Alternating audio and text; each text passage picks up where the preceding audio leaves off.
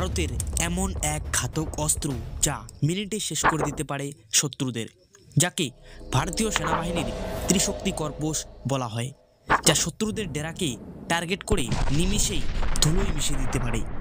কি সেই ঘাতক অস্ত্র? চলুন জানি।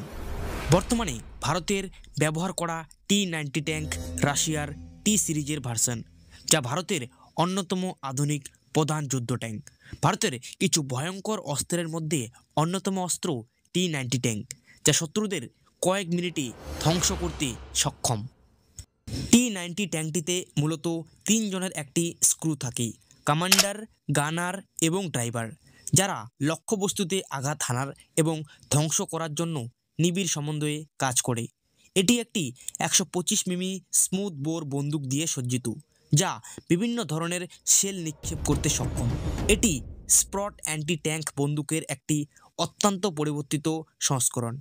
এর কার্যকর পরিসর 100 মিটার থেকে 6 কিমি এবং সর্বোচ্চ পরিসরে পৌঁছাতে 17.5 সেকেন্ড সময় লাগে।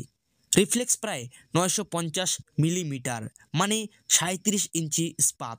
ঘূর্ণিতেও সমজাতীয় বর্ম ভেদ করতে পারে এবং হেলিকপ্টারের মতো নিচু আকাশ লক্ষ্যবস্তুতেও আঘাত করতে পারে। T-90 হলো একটি তৃতীয় প্রজন্মের রাশিয়ান প্রধান যুদ্ধ ট্যাঙ্ক, যা T-72 থেকে তৈরি এবং প্রতিস্থাপনের জন্য ডিজাইন করা হয়েছে।